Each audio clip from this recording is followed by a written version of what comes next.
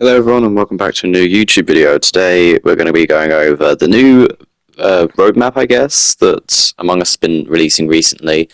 I have the kind of list in front of me of what's been added in this recent update, so admittedly I may be a bit late to the party on this news because I haven't really had a lot of time to upload, but I'm trying to get back into that. So the first thing that I've realized from this list is there is actually a lot more than I thought there would be, because I thought that Among Us itself, the player base has slightly fallen off a little bit. I've noticed that with other YouTubers that are still doing Among Us content, including myself, and I'm honestly surprised that Insoft is still continuing to pump out as much content as they are for the game.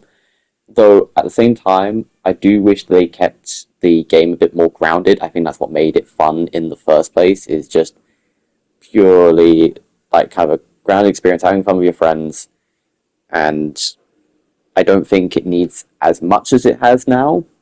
I think it should be a really simple game, but I'm happy for a change nonetheless. So the first thing that was announced in the roadmap was a new Cosmicube will be coming soon. I don't know any details about what this new Cosmicube is. All I know is that based off of obviously the other Cosmicubes we've had recently, there will be new cosmetics and possibly some new kind of pets, but it's nothing too crazy in my opinion because we get a new Cosmicube quite regularly, so I'm not quite sure why they're trying to put this in a roadmap. Who knows? But point is that there'll be a new Cosmicube that'll be available soon. Usually they are star packs that you need to get in order to get Cosmicubes. Hopefully this one's like a bean currency one, because then that will mean that all you need to do in order to get it is just to play the game. But nowadays, I think Innosoft's trying to push more for kind of microtransactions and star purchases. So let's hope that they don't make it a star purchase one, but who knows? It's really up to Innosoft. They're in charge of what they do with these Cosmicubes nowadays.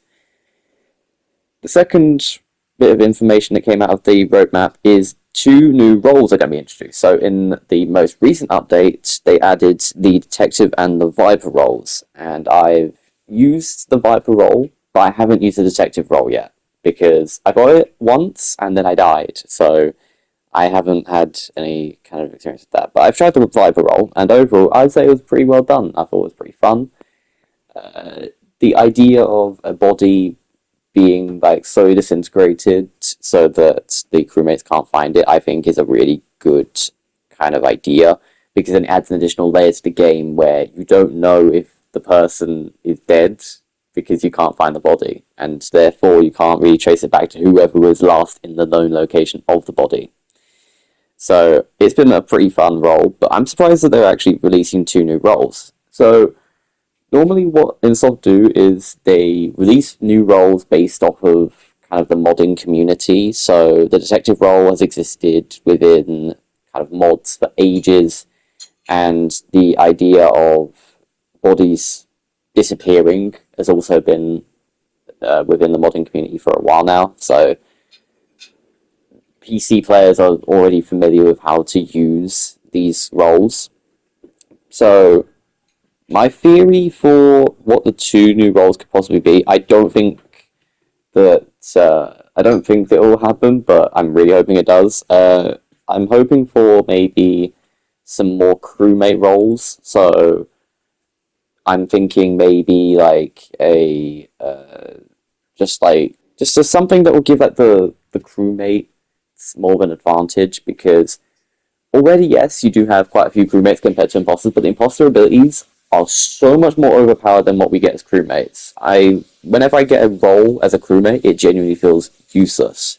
The Guardian Angel doesn't really do too much because the imposter can still kill the person anyways, and when I use kind of any other ability, it just doesn't feel like it's doing much. Even the detective role is just you running around with a pen and paper, and you need to survive in order to even use the role. And it's just not quite fair. So I'm hoping that we get a pretty strong kind of crewmate role. That's just the main thing that I kind of want out of this.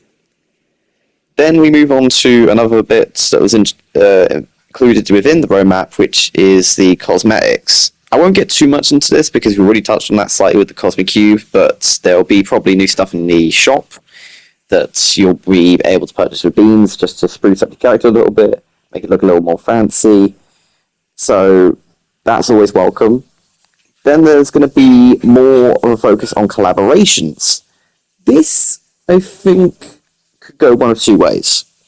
Because on the one hand, you could add more collabs. That could be fun. It can bring players from those games into the world of Among Us.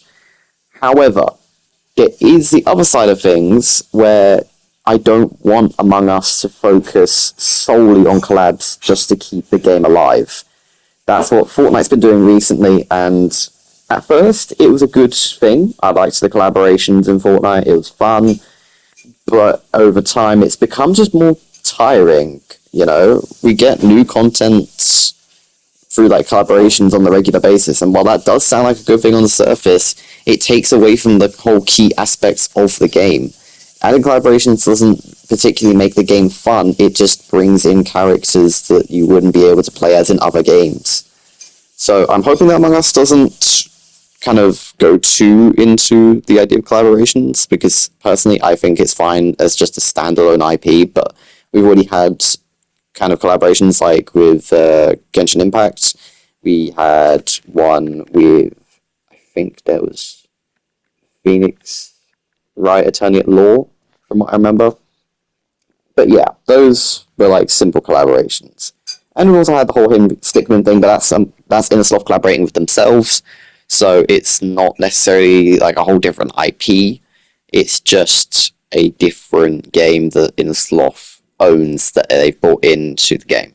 Then finally, the biggest bit of information, at least for me, was they have been working on the Innersloth. Innersloth have been working on the TV show for Among Us for literally ages now. Whenever I check my phone and I get a notification that it's from Innersloth, I always hope that it's something to do with the TV show.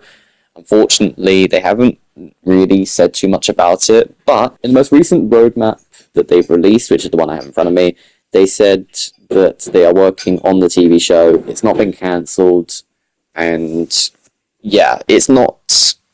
We haven't got like a release date or anything like that, but I'm hoping that it does release in the near future because they are clearly working on it. The animations, I know, will probably take time because that's just how animating works. It's not as simple as just putting a pen on paper. It takes a lot more than that. You need to draw the animations, and you need to kind of get the characters to like move and stuff like in according to like the scenario that they're in. So the main thing is that I hope that they don't rush the series. I think they should still take their time, because if they just rush this thing out, then it won't do good for viewing figures, and it might even flop massively, who knows. But I'm hoping that overall we can at least get something to do with kind of why the game exists. You know, what's the importance of these different maps? How does the imposter even get into the game in the first place? What is the imposter? Just, there's so many unanswered questions in this game that kind of could be used as lore. Like, and as well, why is everyone in space? You know, did the Earth blow up or something? Did we just go on an expedition and get lost? I don't know. I really don't know. But that's kind of what I'm expecting to be answered within the show anyway, so I won't get too into it. And plus, I don't think that any of my theories would be particularly correct. So it's messy stuff. I'm not going to get into it. Point is, just Innersloth needs to take their time and just focus on getting some of those unanswered questions sorted. And if things go well, maybe we could get a few seasons out of it. I don't think it's going to be a particularly long series. I don't see it being the case, but I think that it might even pay off. Who knows? But yeah, overall, I just thought that I would give a bit more of an informative video on the roadmap that Innersloth has posted out, because it's particularly caught my interest recently. So, if you want to see more content like this, be sure to hit the thumbs up button and subscribe, because that would be truly appreciated. And also, thank you all very much for supporting the channel. It does mean a lot. And I will see you all in the next video.